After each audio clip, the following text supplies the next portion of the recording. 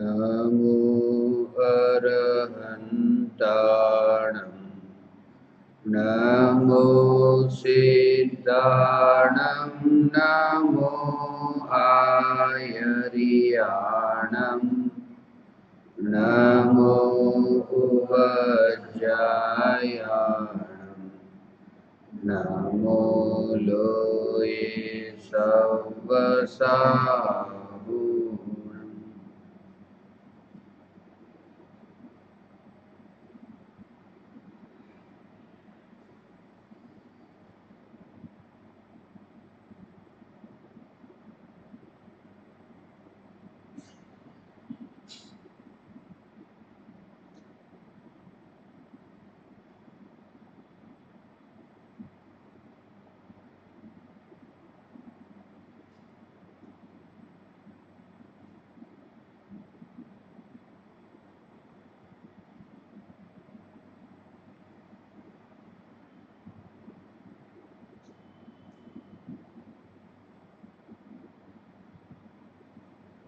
आचार्य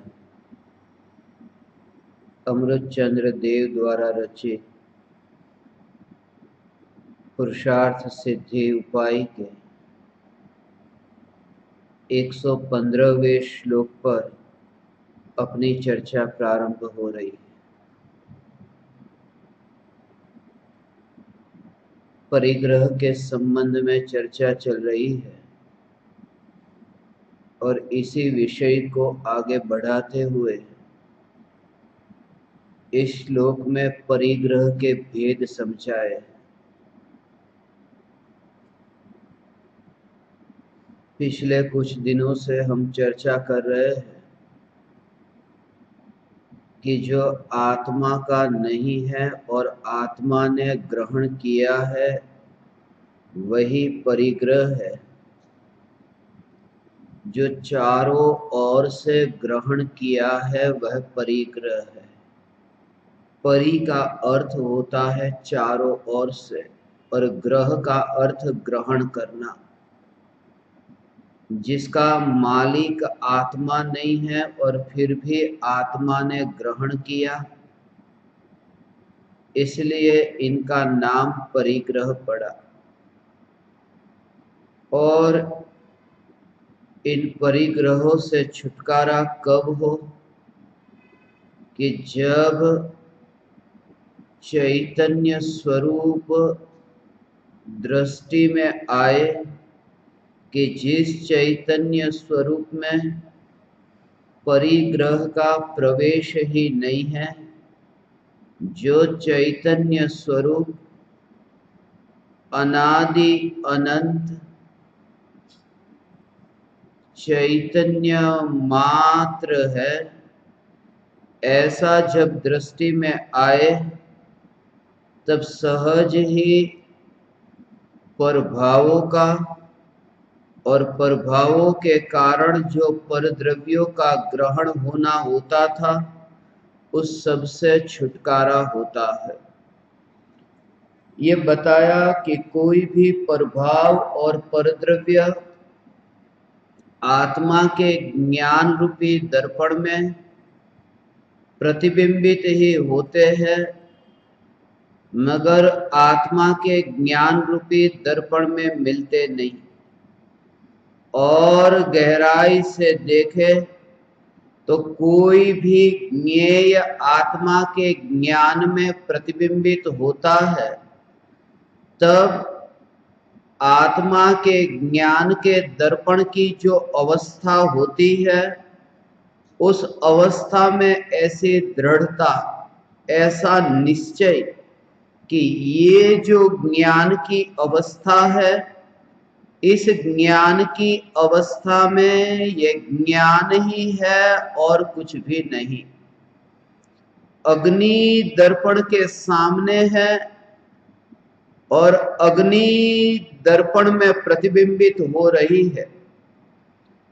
भले ही अग्नि दर्पण में प्रतिबिंबित होते हो, फिर भी अग्नि की जो उष्णता, अग्नि की जो ज्वाला दर्पण में कहीं पर भी नहीं। दर्पण गर्म नहीं हो जाता, दर्पण जल नहीं जाता। वहां जो दर्पण में वह अवस्था प्रतिबिंबित हो रही है जो अग्नि की, ये जो प्रतिबिंबित होने वाली ये अवस्था दर्पण की, और उस अवस्था में दर्पण ही दर्पण है, अग्नि कहीं पर भी नहीं। ऐसी जागृति ज्ञानी को रहती है कि क्रोधादि विकारी भाव भगवान आत्मा में उत्पन्न हो, और उत्पन्न होने वाले यह विकारी भाव आत्मा के ज्ञान रूपी दर्पण में प्रतिबिंबित हो। ज्ञान रूपी दर्पण की ऐसी अवस्था कि जैसे भ्रम पैदा हो कि यहां क्रोध है, मगर ज्ञानी को यह जागृति है कि वह क्रोध नहीं, क्योंकि क्रोध होता तो वह ज्ञान क्रोधमय हो जाता। दर्पण की वह निर्मलता में जो अवस्था तैयार हुई है अग्नि की, उस अवस्था में अग्नि होती तो दर्पण जल जाता, गर्म हो जाता।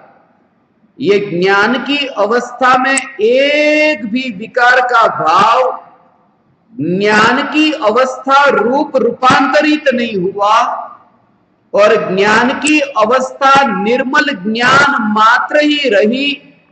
ऐसा जो भगवान आत्मा का ज्ञान दर्पण, यह ज्ञान स्वभाव, यह अनादि अनंत ऐसा निर्मल, ज्ञानी को प्रति समय श्रद्धा में ऐसा भेद विज्ञान बना रहता है।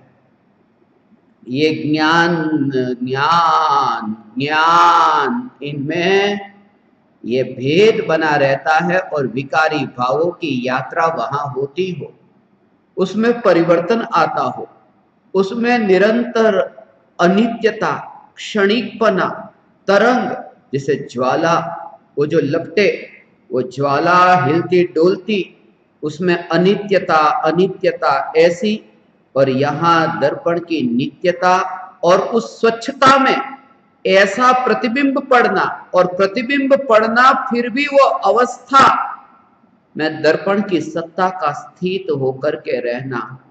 ऐसा मैं चैतन्य दर्पण, मैं ज्ञान दर्पण, भगवान आत्मा कि जिसमें विकार का भाव प्रतिबिंबित होता है, मगर विकार का भाव है ही नहीं, क्योंकि जो यहां है वह ज्ञान ही है, ज्ञान ही है, ज्ञान ही है।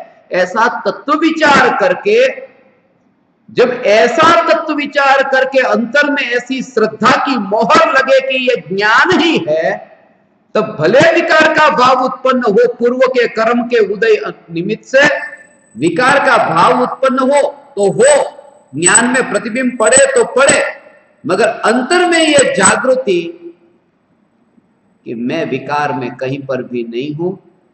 और ये जो जागृति जब होती है तब मिथ्यात्व नहीं होता, क्योंकि मिथ्यात्व के प्रभाव में और स्वरूप की स्थिरता के अभाव में आत्मा में ये जो मिथ्यात्व का भाव उत्पन्न होता है, ये भाव स्वरूप की जागृति के बल पर ही विलय को प्राप्त होता है। ऐसा यह ज्ञान ज्ञान ज्ञान ज्ञान ज्ञान दर्पण की जागृति ही परिग्रह से छुटकारा है। अंतर में ये ज्ञान दर्पण की जागृति, फिर तुम कहीं पर भी हो, कोई भी कार्य करते हो, कोई भी संयोग तुम्हारे ज्ञान में जानने में आते हैं, अंतर में यह जागृति, ऐसी यह जागृति।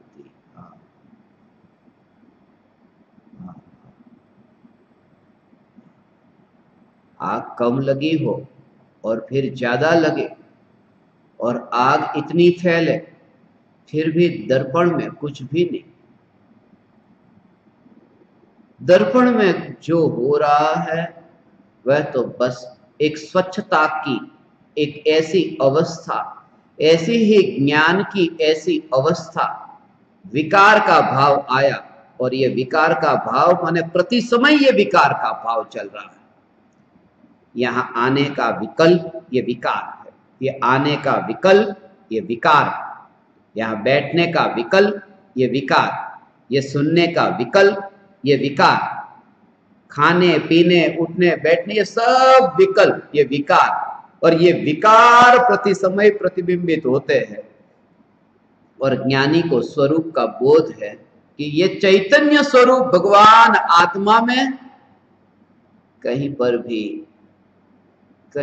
भी ये विकार नहीं है, विकार का अस्तित्व नहीं है। वो ऐसी सहजता है, ऐसा सहज, ऐसा सहज, वैसा वो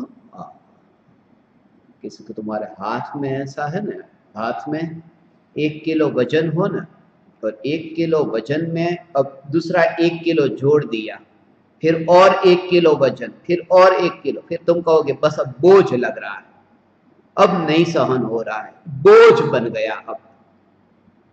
मगर दर्पण यहाँ है, तुम एक कुर्सी सामने रखो, दूसरी कुर्सी सामने रखो, 10 कुर्सी रखो, 100 कुर्सी रखो, 1000 कुर्सी रखो, वो दर्पण पर बोझ नहीं आता है। कैसा प्रतिबिंब, 100 कुर्सी है प्रतिबिंबित हो रही, मगर उसमें बोझ नहीं, सिर्फ वो स्वभाव। ऐसा ही लोकालोक ज्ञान में प्रतिबिंबित हो, फिर भी ज्ञान पर बोझ नहीं आता। ऐसा जो ज्ञान दर्पण, ऐसा चैतन्य परमात्मा, बस यही मैं जो यहां पर ऐसा स्वरूप मेरा ऐसा है कि जिस स्वरूप में लोकालोक के ज्ञान में प्रतिबिंबित हो, फिर भी ज्ञान पर कोई बोझ नहीं, ऐसा ज्ञान ये मैं, क्यों, किसकी जागृति के बल पर, क्योंकि ज्ञान में वो ज्ञेय का प्रवेश नहीं है, फिर बोझ आए कैसे। ज्ञान की सत्ता ज्ञान में है और ज्ञेयों की सत्ता ज्ञेयों में है। ये जागृति के बल पर ज्ञानी को ऐसा भेद विज्ञान बरतता है, और ऐसा ज्ञान दीपक तुम्हें भेद विज्ञान हो कि फिर कोई भी ज्ञेय ज्ञान में प्रतिबिंबित हो तो बोझ नहीं। अब वो क्या होगा कि क्रोध आया ना, तो क्रोध बढ़ा, इतना क्रोध बढ़ा, तो अब तुमने स्वरूप समझा कि पहले 1 कुर्सी थी, फिर 100 कुर्सी आई, मगर दर्पण में जब 100 कुर्सी का भी प्रतिबिंब पड़ा, 1000 कुर्सी का प्रतिबिंब पड़ा, मगर दर्पण पर बोझ नहीं। तो ऐसे ही पहले तुम्हें टेंशन कम था, कोई परिस्थिति ऐसी आई कि टेंशन कम, मगर परिस्थिति इतनी खतरनाक हो गई कि टेंशन ज्यादा आया, तो अब इतनी चिंता, इतनी व्यथा, इतने भाव में उछल कूद हो रही है। मगर अब ये टेंशन बढ़ा ने, तो पहले टेंशन कम था, अब टेंशन बढ़ा। अब तुम क्या कि पहले मुझे टेंशन कम था, अब मुझे टेंशन ज्यादा नहीं। ज्ञानी क्या मानते हैं कि टेंशन मुझे पहले कम और मुझे अब ज्यादा, ऐसा वो मैं नहीं। पहले कम टेंशन दर्पण में, ज्ञान दर्पण में प्रतिबिंबित होता था, अब ज्यादा टेंशन आया, वो ज्यादा टेंशन ज्ञान दर्पण में प्रतिबिंबित हो रहा है। मुझे टेंशन ज्यादा नहीं है, मैं तो दर्पण जिस पर बोझ आया ही नहीं है ज्यादा टेंशन का, क्योंकि ज्यादा टेंशन भी उसमें प्रतिबिंबित होता है, वो विकार का भाव जिसमें मात्र प्रतिबिंबित होता है, और अनंत काल के अनंत विकार के भाव ये ज्ञान में प्रतिबिंबित हुए, मगर ज्ञान पर कोई बोझ नहीं। ऐसा भगवान,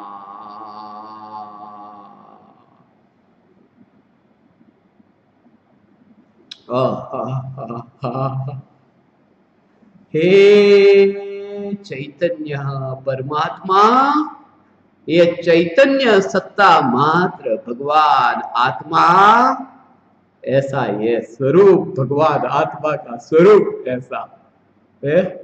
ये स्वरूप का अनुभव जब तुम्हें हो, तब तुम परिग्रह से छूट गए। ये जो परिग्रह का प्रकरण चल रहा है ना, कि परिग्रह छोड़ो, परिग्रह छोड़ो, अस्थि को ग्रहण हो, कि बस जो भी व्यर्थ का कचरा था वो जल गया, फिर वहां रहा नहीं, क्योंकि ध्यान की अग्नि में वो कचरा जलता है, विकार का कचरा। वो चैतन्य तत्व में ऐसी स्थिरता कि जिस चैतन्य तत्व में कोई भी परद्रव्य कहीं पर भी प्रवेश नहीं करता, और उसके साथ में ऐसा योग है, ऐसा भी ऐसा स्वरूप ऐसा है।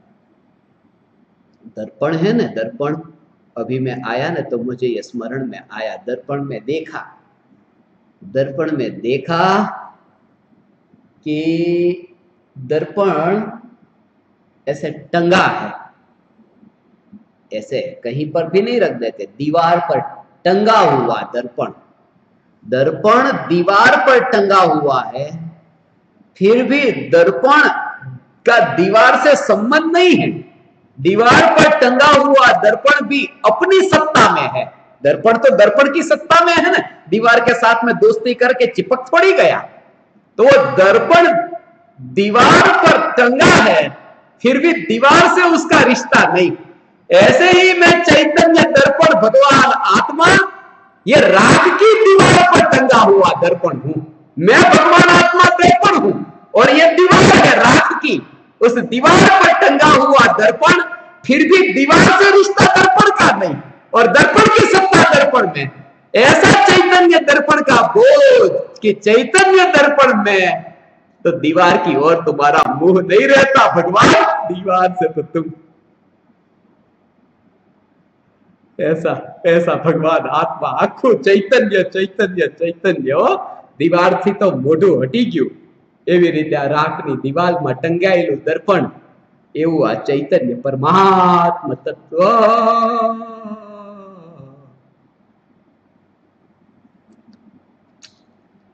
हे परम कृपालु देव,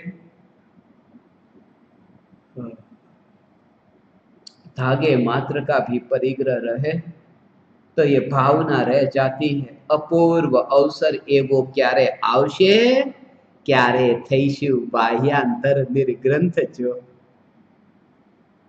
एक लंगोट भी रह जाए ना, ये भाव कि कब वो दशा आएगी, अभी हमारी वो दशा नहीं आई। इस श्लोक में आचार्य अमृतचंद्र देव परिग्रह के भेद बताते हैं कि वह जो परिग्रह है वो अत्यंत संक्षिप्त रूप से अंतरंग और बहिरंग दो प्रकार से है। यह तो हमने पहले ही समझा है कि दो प्रकार, अंतरंग परिग्रह और बहिरंग परिग्रह। अब अंतरंग परिग्रह में 14 प्रकार के अंतरंग परिग्रह तथा दूसरा जो बहिरंग परिग्रह है, पहले तो दो भेद कहे, अंतरंग परिग्रह और बहिरंग परिग्रह।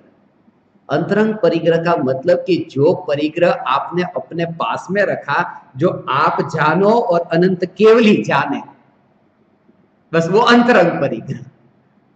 कि मिथ्यात्व अंदर है कि नहीं, तो चेहरे पे थोड़ी ऐसा कोई रंग बदल जाता है मिथ्यात्व छूट जाए तो दूसरे को थोड़ी पता चलता है कि मिथ्यात्व है या नहीं है। तो जो अंतरंग का जो परिग्रह की जो अनंत केवली जाने, कभी कभी तो ऐसा हो कि तुमको भी नहीं पता कि कितना कषाय का कचरा अभी अंदर पड़ा है। अज्ञान का अंधकार है ना उसमें, वो तो ज्ञान होने पर ज्ञानी जानता है कि कितनी विकृति है। ऐसी विकृति का बोध भी ज्ञानी को होता है, क्योंकि अज्ञान अवस्था में मिथ्यात्व होता है, मगर अज्ञान का अंधेरा है ना, तो अज्ञान के अंधेरे में भ्रम हो जाता है कि मैं सम्यक दृष्टि हो गया है, मिथ्यात्व पड़ा है मगर दिखाई नहीं देता कि मिथ्यात्व है, तो भ्रम हो सकता है। वो तो ज्ञानी को पता है कि ये कषाय है, ये कचरा है, इस कचरे से भी कब छूटो, क्योंकि ज्ञान का दीपक प्रज्वलित हो चुका है।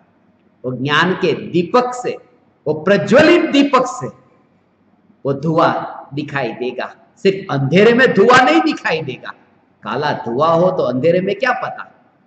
तो जलते हुए दिए की ज्योति से जैसे धुआं दिखाई देता है, ऐसे ही ज्ञान दीपक प्रज्वलित होने के बाद सम्यक दृष्टि ज्ञानी धर्मात्मा को जितने अंशों में ये विकार का भाव है वह भी जानने में आता है, और जितना वितरागता का भाव, वितराग भाव प्रकट हुआ है वह भी ज्ञान में जानने में आता है।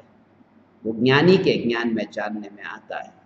अज्ञानी को कहीं ना कहीं भ्रम हो सकता है, ऐसा नहीं है कि नहीं जानने में आता, वो भी जानता है, मगर वो यथार्थ जानना, वो इसलिए तो सम्यक दृष्टि को ही सम्यक ज्ञानी कहा। अज्ञानी के पास में भले ज्ञान है, उसको पता है कि मैं इतना कचरा वाला हूं, मगर वो सम्यक ज्ञानी नहीं, कहीं ना कहीं भ्रम रह गया है। संशय नाम का, विपर्य नाम का, अनध्यवसाय नाम का, कहीं ना कहीं से वो विपरीत ज्ञान का वो भय, भ्रम ऐसा, और उसके कारण ही भेद विज्ञान है नहीं, निरंतर चिंतित होता है कि अब मैं क्या करूं, मेरे में ऐसा है, ऐसा कषाय का कचरा पड़ा है। ज्ञानी को यह जागृति है कि विकार का भाव आत्मा में उत्पन्न हो, मगर विकार का भाव स्वरूप में नहीं है। इसलिए विकार को छोड़ना है, छोड़ना है, छोड़ना है ऐसा नहीं, स्वरूप का ग्रहण ऐसा हुआ। ज्ञान की निर्मलता में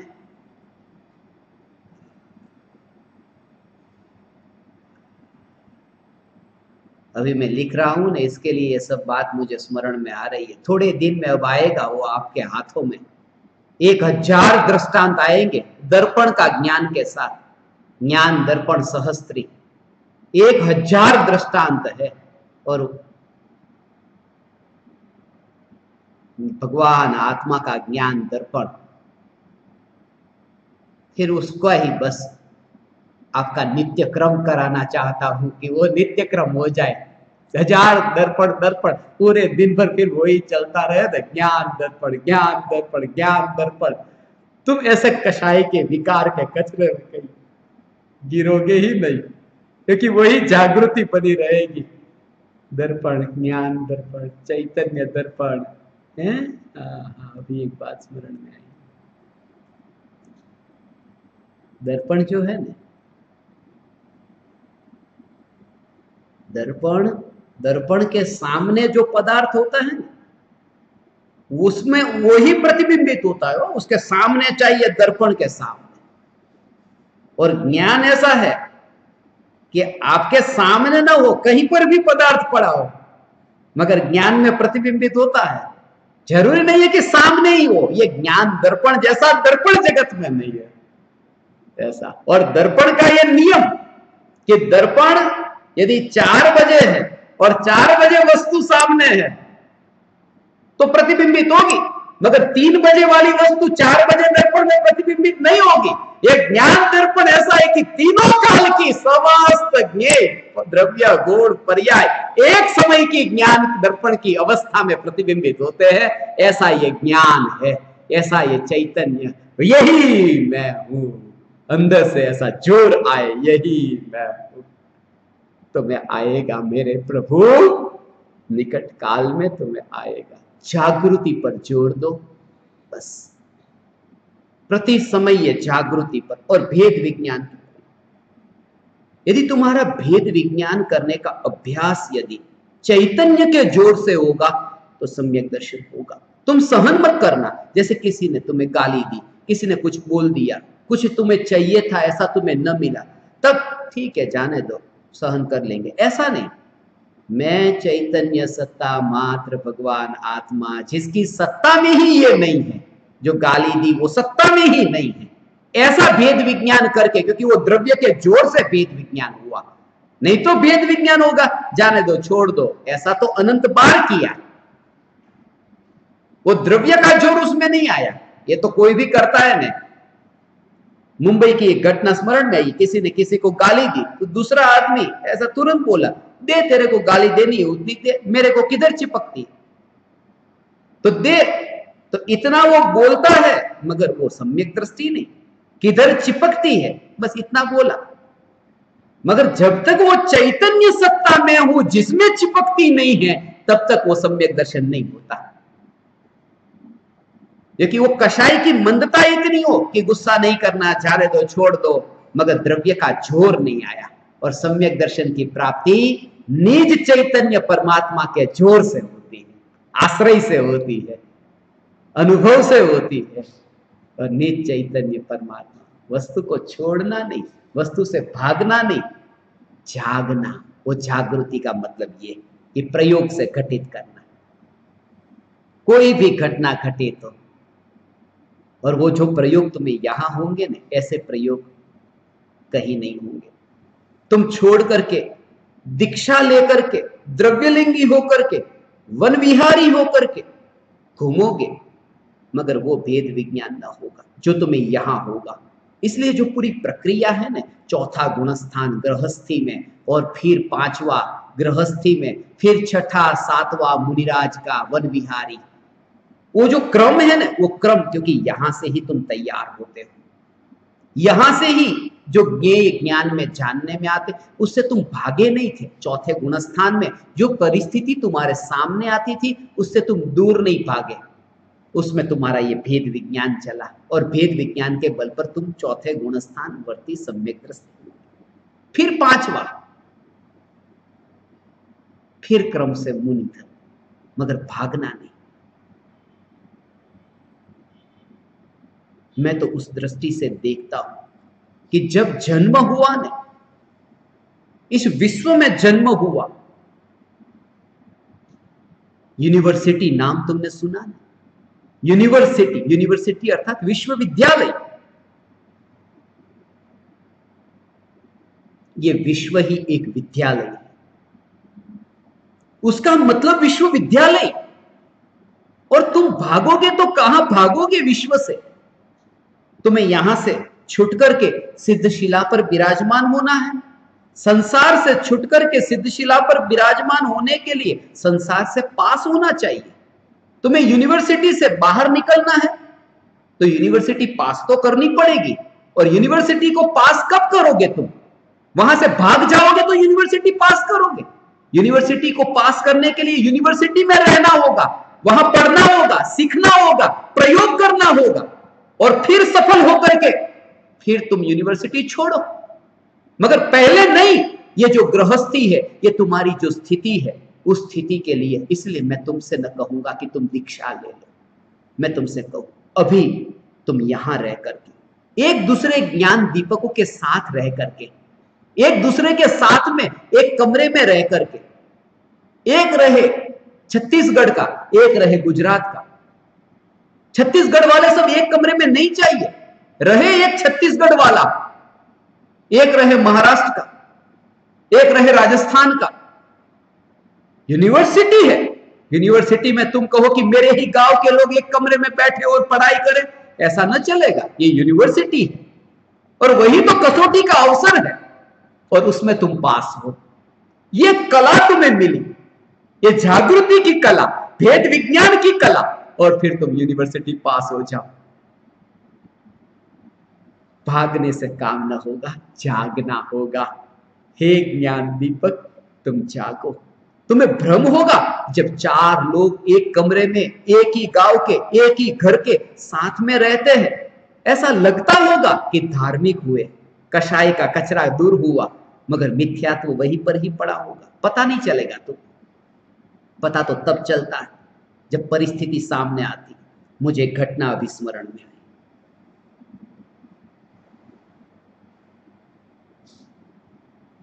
एक सन्यासी, त्यागी, सब कुछ छोड़ करके पहाड़ के शिखर पर रहता और गुफा में रहता।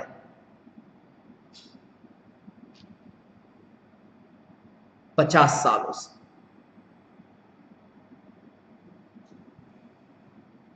त्यागी था, बड़ा त्यागी था। लोग उसके पास जाते थे, पैर छूते, हाथ जोड़कर नमस्कार विनयवान होकर करके कहते, कभी पधारो ने हमारे गांव में। इतना आमंत्रण मिला था। एक बार पता चला कि कुंभ का मेला लगा और कुछ गृहस्थों ने जाकर के आमंत्रण दिया कि कुंभ के मेले में आप पधारो, आपका स्वागत है। हम तो यहां बहुत आए, आप भी तो कभी हमारे पास आओ। नहीं नहीं, मैं तो त्यागी, मैं तो सन्यासी, मैं तो तपस्वी, मैं वहां आके क्या करूंगा? मेरा तो सब मैल दूर हो गया, मैं आके क्या करूंगा? फिर भी एक बार उसे याद आ गई। उसे लगा कि अब जाओ। बहुत आमंत्रण भेजे, निमंत्रण भेजे, गया कुंभ के मेले में, और जैसे ही वहां पहुंचा, इतनी भीड़, कोई किसी के चेहरे को देखता ही नहीं, कौन कहां है, कौन क्या है। तभी किसी एक आदमी का पैर इस सन्यासी के पैर पे पड़ा। जैसे ही पैर पे पैर पड़ा कि तुरंत ही गर्दन पकड़ी। कि दिखाई नहीं देता इतना बड़ा त्यागी तपस्वी, और मेरे पैर के ऊपर पैर। 50 साल की साधना कहां गई? लगता था कि मैं त्यागी हो गया हूं। 50 साल तक किसी की गर्दन नहीं पकड़ी थी। गर्दन नहीं पकड़ी थी ऐसा नहीं, किसी की गर्दन मिली नहीं थी। अब गर्दन मिल गई। कचरा 50 साल का वही। भाग करके पता नहीं चलता। तुम यहां रहो इस विश्वविद्यालय में, यहां रह करके, गृहस्थी में रह करके, वो परिस्थिति में तुम्हारा भेद विज्ञान कैसे चलता है वो तुम्हें पता चलेगा। भागने से कुछ भी ना होगा। परिग्रह को छोड़ दो, घर को छोड़ दो, पुत्र पत्नी परिवार छोड़ दो, पुत्र पुत्रियों को छोड़कर, पति पत्नी को, पत्नी पति को छोड़कर, परिवार जनों को छोड़कर, पैसे को छोड़कर, सब कुछ छोड़कर तुम जंगल में चले जाओगे। पत्नी छोड़ी जा सकती है, पुत्र पुत्री, परिवारजन, पैसा, ये सब छोड़े जा सकते हैं। पेट को छोड़ने कहां जाओगे? खाने की जरूरत पड़ेगी तब आना पड़ेगा ना किसी के पास। भावलिंगी मुनिराजों को भी आना पड़ता है, पेट को नहीं छोड़ा जा सकता। और तभी कसौटी है कि गृहस्थ की संगति में भावलिंगी साधु भी जब आते हैं तब असली कसौटी तब होती है, क्योंकि वापस लौट करके जब प्रायश्चित लेने का नियम है वो तभी है 24 घंटे में एक बार वो गुरु के सामने प्रायश्चित, वो तभी जब गृहस्थ की संगति से वापस लौटे थे जंगल में, क्योंकि तभी कुछ न कुछ गड़बड़ी हुई होगी, दूसरा कोई समय नहीं। इन गृहस्थों के बीच में, इन परिस्थिति के साथ में रहते हुए एक इतने तुम दृढ़ हो जाओ कि कोई भी परिस्थिति तुम्हें न सुखरूप लगे न दुखरूप लगे, और ये जागृति रहे कि ये परिस्थिति ज्ञान में प्रतिबिंबित हो रही है। उस ज्ञान में, जिस ज्ञान में वो परिस्थिति प्रतिबिंबित हो रही है, उस ज्ञान में ज्ञान के अतिरिक्त कुछ भी नहीं है। परिस्थिति है ही नहीं, वह तो ज्ञान ही है। ये ज्ञान यही है, या ज्ञान ही है, ज्ञान ही है, ये जागृति।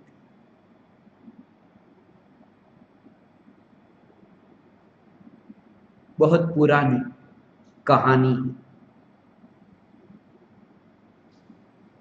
मुझे प्रिय लगती है, जो अभी मुझे स्मरण में आई।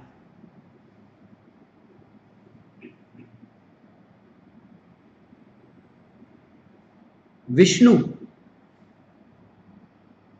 की कहानी। विष्णु क्षीर सागर पर वास करते हैं, क्षीर सागर पर बैठे हैं।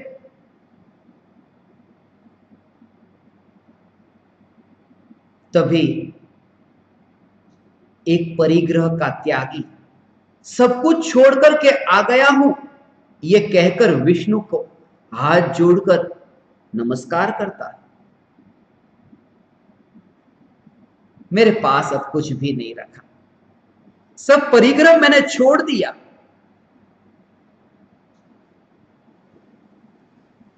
मैंने आपकी शरण पाई, धन्य हुआ, धन्य भागी हुआ। अब आप जैसा कहोगे ऐसा मैं करूंगा। आप कहो मैं क्या करूं? परम कृपालु देव का शिष्य भी कहता है, दास दास हूं, दास छू। क्या आपके चरणों में मैं अर्पण करूं? बस इतना ही। सो प्रभु चरण कने धरू, आत्मा थी सौही, ते तो प्रभु वर्तु चरण। बस आपके चरणों में आधीन, आपके अधीन रहूं। वो भक्त विष्णु से कहता है कि मैं आपके अधीन, आप मुझे कोई सेवा का मौका दो। वैसे बहुत से लोग गुरु के पास में जाकर सेवा मांगते हैं, सेवा का मौका दो, सेवा का मौका दो। एक बार सेवा दे दी फिर दोबारा दिखाई नहीं देते। बोलते बहुत है कि सेवा का मौका दो। इस आदमी को भी, ब्राह्मण था, उसका नाम कहानी में आता है ब्राह्मण देवता। ब्राह्मण देवता विष्णु से कहता है कुछ सेवा का मुझे मौका दो। क्षीर सागर पर बैठे विष्णु को विष्णु ने कहा अब जब तुम बहुत कहते ही हो, इतनी भावना है तुम्हारी सेवा करने की, थोड़ा सा पीने के लिए पानी मुझे ला दो। अब क्षीर सागर पर बैठे वहां पानी ही पानी है और भक्त के पास पानी मंगवाया, मगर भक्त को वहां पानी जो था वो दिखाई नहीं दिया। और कहीं गांव में जाकर के पानी लेकर के आओ, अक्सर हमारी भी यही हालत है। जो नजदीक होता है वो दिखाई नहीं देता, दूर का हमें दिखाई देता है। इसलिए तो भगवान आत्मा दिखाई नहीं दिया और सारे जगत के समस्त पर पदार्थ दिखाई देते हैं। ब्राह्मण देवता गया गांव में जाकर दरवाजा खटखटाया। एक घर का दरवाजा किसी सुंदर युवती ने खोला। ये तो ब्राह्मण देवता, त्यागी, तपस्वी, सुंदर युवती को देख करके ही चौंक गया कि अरे, इतनी सुंदर युवती तो मैंने कभी देखी नहीं, सुना था, पढ़ा था। युवती ने कहा ब्राह्मण देवता कहिए मैं क्या कर सकती हूं। ब्राह्मण देवता ने कहा मुझे थोड़ा सा पानी मिलेगा एक प्याली में। उस युवती ने कहा जरूर, ये मेरा अहोभाग्य, मगर वहां क्यों खड़े हैं, आइए ना अंदर। मेरे पिताजी के साथ रहती हूं। मेरे पिताजी तो किसी काम से बाहर गए हैं, मैं अकेली हूं और वो वापस लौटेंगे तो बहुत नाराज होंगे कि ब्राह्मण देवता घर की चौखट तक आए और तुमने उन्हें अंदर नहीं बुलाया। आप पधारिए अंदर, ये मेरा सौभाग्य कि आप मेरे द्वार पर आए। ब्राह्मण देवता विचार में पड़ गया कि ये इतना आग्रह करती है, जाऊं या न जाऊं, अकेली है, जाऊं या न जाऊं। मगर इस युवती से रहा नहीं गया, तो युवती ने हाथ ही पकड़ लिया कि आप आइए अंदर। जैसे ही हाथ पकड़ा कि माथे में पसीना पसीना। अब ब्राह्मण देवता को तो अंदर बिठाया, पहले आप तो पानी पी लीजिए, विष्णु के लिए बाद में पानी ले जाना, आप तो पी लीजिए। पानी लाकर पानी पिलाया। सांझ का समय हो गया। बोले भोजन आप कहां करेंगे, आप रुकिए, बैठिए, मैं आपके लिए भोजन बना के देती हूं। बोले नहीं नहीं, मुझे जाना है। मगर जिस तरह से ये सुंदर युवती भोजन के लिए आग्रह कर रही थी, मंदवाड़ ऐसा कि ब्राह्मण देवता तो लालच में फंस गया कि ठीक है चलो। वो भूल ही गया धीरे धीरे वो बात ही कि विष्णु प्यासे बैठे। उसके अंदर ऐसे विचार आने लगे, विष्णु को भी कभी प्यास लग सकती है, वो तो ऐसे ही कसौटी करने के लिए कहा होगा, जाने दो। वो पानी में इतने बैठे हुए, क्षीर सागर पे बैठे हैं, वो क्यों पानी मांगे, वो तो मेरी कसौटी के लिए बोला था, चलो खाना बना दो, चलो ठीक है। रात्रि का समय हो गया, पिताजी वापस लौटे नहीं। इस युवती ने कहा अब रात इतनी हो गई, कहां जाओगे। ब्राह्मण देवता सोचता है सच तो है, रात इतनी हो गई, अब मैं कहां जाऊंगा, कि रुक जाओ इधर ही। ठहर गए उधर ही। और फिर तो सुबह हुई कि अब मैं जाता हूं, ब्रह्म मुहूर्त का समय है। अरे आप रुक ही गए हैं, एक काम कर दीजिए, ये गाय जो बंधी है गाय का दूध निकालना है, मेरे पिताजी निकालते थे, आज है नहीं, इतनी तो मेरे लिए आप सेवा कर दीजिए, मुझ पर आपका ऋण होगा।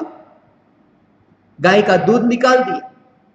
थोड़ी देर बाद कहती है कि ये बैल बीमार पड़ा है,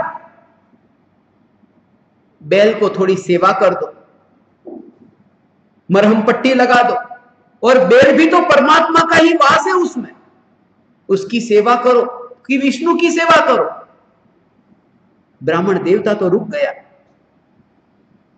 फिर सालों बीत गए, बरसों बीते, दोनों के साथ में रह रह के बेटे हुए, बेटी हुई, पोते नाते, सब पूरा परिवार बस गया। सालों बीत गए।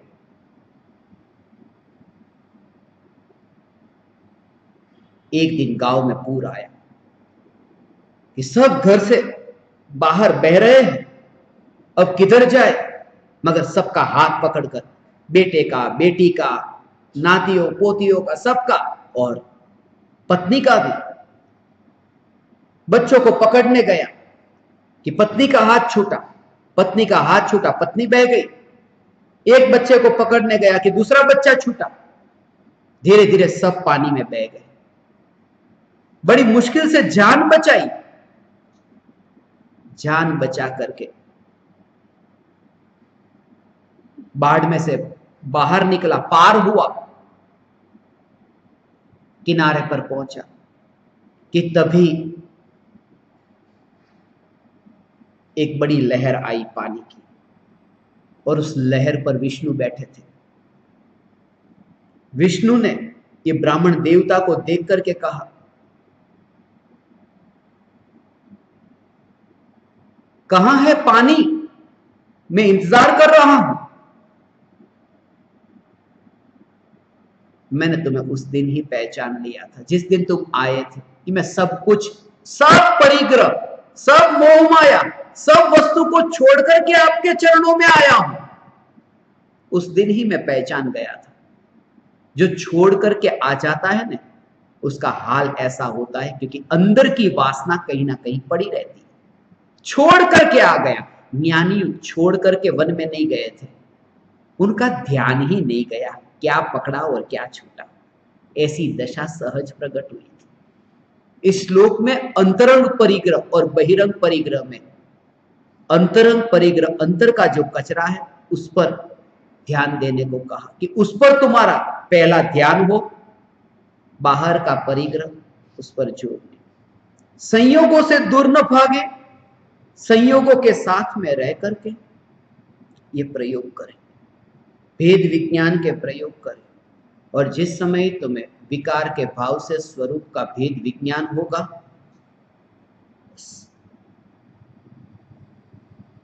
तब तुम स्वयं ही निराकुल अनुभव करोगे। शरीर ऐसा ही पड़ा रहेगा।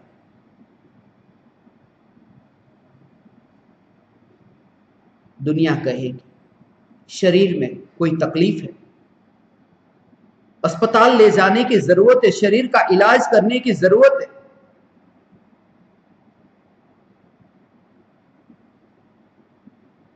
मगर दोनों में अंतर है।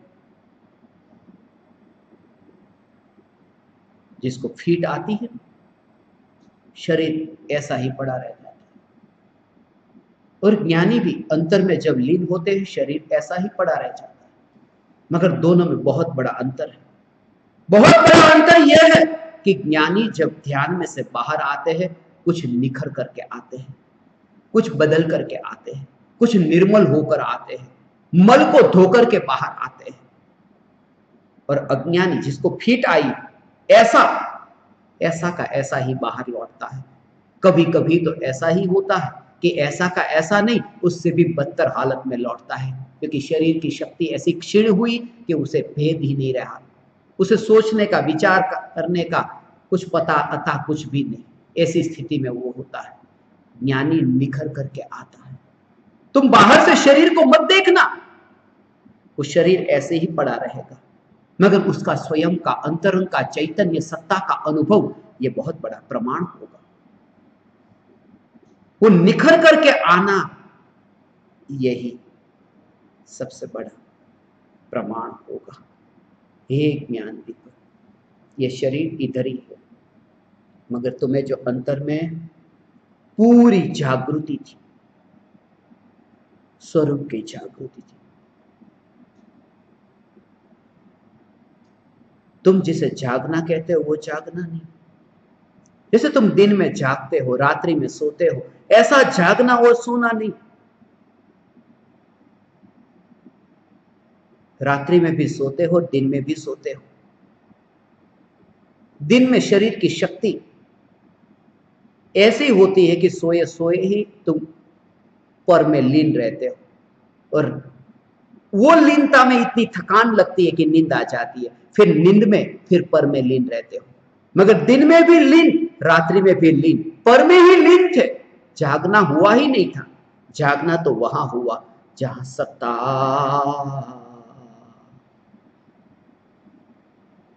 ज्ञान मात्र, ज्ञान दर्पण।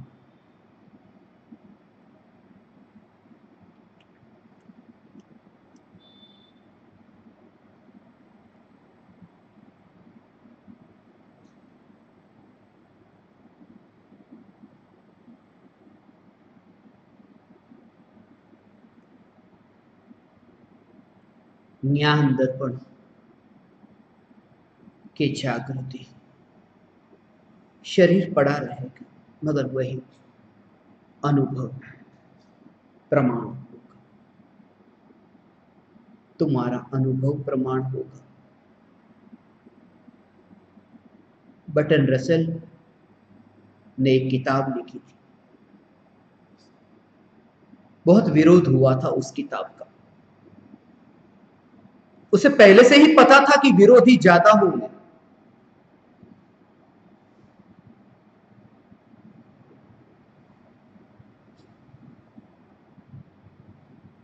एक आदमी का खत आया जिसके पास ये किताब पहुंची। उसने लिखा, बर्टन रसेल, तुमने किताब में जो कुछ भी लिखा है, बाकी सब में मुझे कोई हर्ज नहीं, मगर एक बात जो तुमने लिखी है उससे मुझे हर्ज है। जैसे ही वो खत आया, बर्टन रसेल ने उसे आमंत्रण भेजा, कहा कि मेरे घर पर आना भोजन के लिए, क्योंकि अक्सर तो ऐसा ही होता है कि ज्यादा निंदा करने वाले ही मिले, मगर तुम्हारा ये जो खत है, जो सिर्फ कहता है कि एक ही दिक्कत है, बाकी सब में मुझे कोई प्रॉब्लम नहीं, एक वाक्य ठीक नहीं लिखा।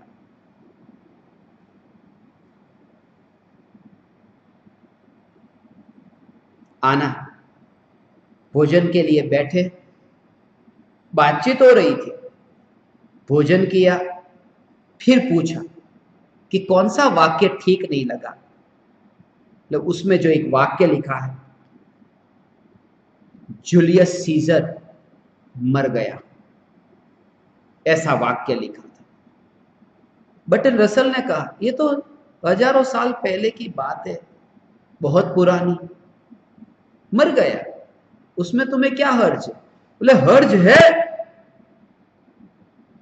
तुम्हारे पास में प्रमाण क्या है कि वो नहीं मरा? बर्टन रसेल ने पूछा, और उस आदमी ने कहा, मेरा नाम जूलियस, मैं स्वयं जूलियस, यही प्रमाण है, मैं तुम्हें कहां से प्रमाण ला करके दूं? ऐसा ही ज्ञानी का अनुभव है। तुम पूछो कि क्या है प्रमाण तुम्हारे पास? ज्ञानी कहते मेरा होना ही प्रमाण।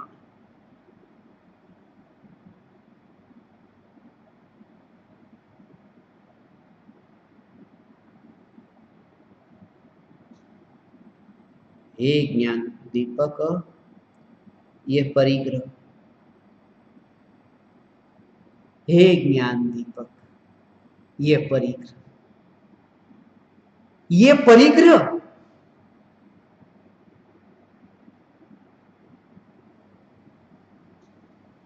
अंतरंग परिग्रह कितने प्रकार का बताया इस श्लोक में? 14 प्रकार का। और बहिरंग परिग्रह 2 प्रकार का। बस ये परिग्रह 14 अंतरंग, 2 बहिरंग। हे ज्ञान दीपक 14, 2 ये परिग्रह 142 ज्ञान दीपक, यही बहुत बड़ा परिग्रह। 14 प्रकार के अंतरंग, 2 प्रकार के बहिरंग, यही परिग्रह। मुझे लगता है यही परिग्रह। ये भगवान, ये भगवान, बहुत बार ये श्लोक मैंने पढ़ा, मगर अभी जो विचार आया ऐसा विचार तो कभी नहीं आया। 14 प्रकार के अंतरंग परिग्रह, 2 प्रकार के बहिरंग परिग्रह। उसमें भी सब भेद है, भेदों से विस्तार से चर्चा तो होने वाली। इसमें सिर्फ भेद करके, भेद के इतना ही समझाया है कि बहिरंग परिग्रह 2 प्रकार के, विस्तार से तो आगे बताएंगे कि 2 प्रकार के, अपन ने 10 प्रकार के बहिरंग परिग्रह कहे ना, तो 10 प्रकार जो है वो 10 प्रकार तो भेदों के भेद है। उसमें मुख्य तो 2 ही है, उसमें चेतन और जड़। वो बहिरंग परिग्रह में तो दास दासी है वो चेतन है, और धन धान्य है वो जड़ है। तो ऐसे जड़ चेतन में वर्गीकरण ऐसा किया है, विभाजन किया है। बाकी बाहर का जो परिग्रह है वो तो 2 ही प्रकार का, चेतन परिग्रह और जड़ परिग्रह। चेतन को भी परिग्रह में लिया है कि उसका भी, उसकी भी मालकियत है ना, कि उसका मालिक मैं हूं। चेतन का मालिक मैं हूं, फैक्ट्री का मालिक मैं हूं। फैक्ट्री का मालिक क्या, संपत्ति का मालिक नहीं, वो जो काम करने वाले जो 1000 लोग फैक्ट्री में हैं, जब मैं अंदर आता हूं तब वे खड़े होकर के सलाम करते हैं।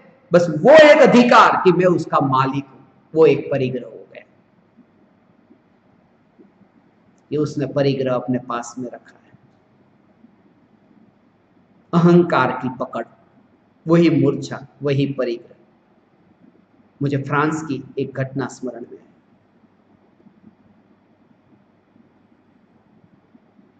फ्रांस के विश्वविद्यालय में एक फिलोसॉफी, दर्शन शास्त्र के प्रधान पढ़ाने वाले टीचर क्लासरूम में गए। विद्यार्थी सब पहले से बैठ गए थे। ऐसे ऐसे विद्यार्थी मजबूरी में पढ़ाई कर रहे हो जैसे। वैसे दर्शन शास्त्र, फिलोसॉफी किनको अच्छा लगता है, ऐसे ही कुछ बच्चे पढ़ रहे थे फिलोसॉफी को। और वो प्रधान ने अंदर जाकर क्या कहा, आज मैं आपके सामने ये सत्य बता दूं कि इस दुनिया का सबसे श्रेष्ठ व्यक्ति मैं हूं। सब विद्यार्थी चौंक गए कि आज सर का दिमाग ठीक तो है। ये बोल रहे कि पूरे विश्व का सर्वश्रेष्ठ व्यक्ति मैं हूं। किसी ने बोलने का साहस नहीं किया, मगर एक था जो साहसी। उसने कहा, सर आप ये कैसे कह सकते हैं? मैं कैसे कह सकता हूं? अच्छा चलो बताओ, दुनिया में सबसे श्रेष्ठ देश कौन सा? सबने कहा बेशक फ्रांस। और फ्रांस में सबसे श्रेष्ठ शहर कौन सा? बोले पेरिस। और पेरिस में तुम्हें सबसे ज्यादा अच्छी जगह कौन सी लगती है? बोले विश्वविद्यालय। तभी तो हम यहां इतने घंटे आते हैं, पढ़ते। और विश्वविद्यालय में कौन सा कमरा? बोले यही, नहीं तो दूसरे कमरे में जाके नहीं बैठते। कौन सा सब्जेक्ट तुम्हें सबसे ज्यादा अच्छा लगता है? बोले फिलोसॉफी। और मैं वो फिलोसॉफी का गुरु, तो मुझसे बड़ा इस दुनिया में कौन हुआ? क्योंकि दुनिया में श्रेष्ठ फ्रांस, फ्रांस में श्रेष्ठ पेरिस, पेरिस में श्रेष्ठ विश्वविद्यालय, विश्वविद्यालय में श्रेष्ठ फिलोसॉफी, फिलोसॉफी का क्लास, उसका मैं लीडर, उसका मैं प्रधान। पकड़। कल्पना करने के थोड़ी पैसे लगते हैं, कल्पना करके मैं महान, मैं महान। कभी कभी तुम चलते हो, तुम्हें लगता है कि देखो दुनिया सलाम करती, सामने वाले को पता भी नहीं, सामने वाले का ध्यान कहीं और, वो मजबूरी में बैठा हो, मजबूरी में खड़ा होकर के तुम्हें सलाम करता हो।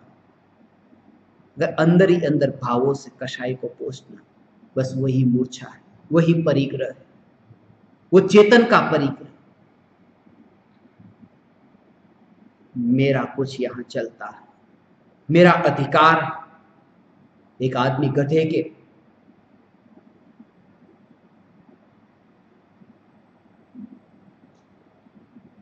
पीठ पर वहां सवारी करता है।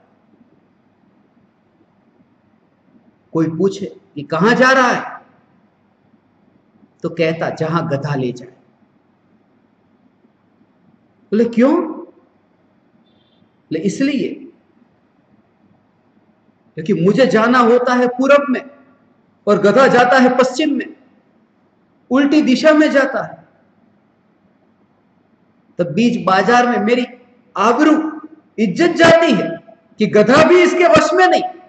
इसलिए तब से यह निर्णय लिया कि मैं गधे को लेकर कहीं नहीं जाऊंगा, गधा जहां ले जाए वहां मैं जाऊंगा। कह तो सकूं कि गधे को लेकर जा रहा हूं। गधे का भी मालिक होने में कहीं ना कहीं मजा आ जाता है। और गधे माने कौन? जिसने, अपन कहते हैं ना मूर्ख, गधा, जिसने स्वयं को नहीं जाना। अज्ञानियों का मालिक होकर के क्या करूं?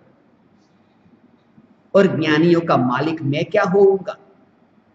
पूज्य गुरुदेव श्री की तस्वीर को देखा ना, ध्यान की तस्वीर, पूरी दुनिया में नंबर 1 की तस्वीर का अवार्ड मिला। रशिया में एक तस्वीर है जो मेरे कमरे में लगी है, और पूज्य गुरुदेव श्री पूरी दुनिया में, रशिया कहीं ना कहीं से पूरी दुनिया से वहां आए थे, चित्र ध्यान की मुद्रा के, और उसे चुना गया। कितने ही देशों के जज उस तस्वीर को बेस्ट तस्वीर के रूप में चुना गया। जब पूज्य गुरुदेव श्री कांजी स्वामी के पास वो तस्वीर लेकर आए और कहा कि यह तस्वीर, इसका पहला नंबर आया, ये मुद्रा आपकी पहला नंबर आया। गुरुदेव ने क्या कहा? अरे कहां वितरागी सर्वज्ञ भगवान की ध्यान की मुद्रा, और कहां ये ज्ञानी का लक्षण है। ऐसा नहीं वो मेरी मुद्रा है देखो, ऐसा ध्यान तुम भी करो, ऐसा नहीं। कहां वितरागी सर्वज्ञ परमात्मा की मुद्रा, और कहां ये, हम तो कब ऐसे वितरागी सर्वज्ञ परमात्मा हो, ज्ञानी का ये लक्षण। पकड़ कहीं नहीं, परिग्रह और कुछ भी नहीं। पकड़ परिग्रह है, भावों में, संयोगों में कहीं पकड़ नहीं। पकड़ नहीं अर्थात सहज जागृति कि ज्ञेयों का ज्ञान में प्रवेश नहीं, ज्ञेय ज्ञान दर्पण में कहीं पर भी नहीं। ये इस श्लोक का सार है। अब अंतरंग परिग्रह और बहिरंग परिग्रह के भेद को विस्तार से स्पष्ट करेंगे आगे के श्लोक में, जिसकी चर्चा हम कल करेंगे।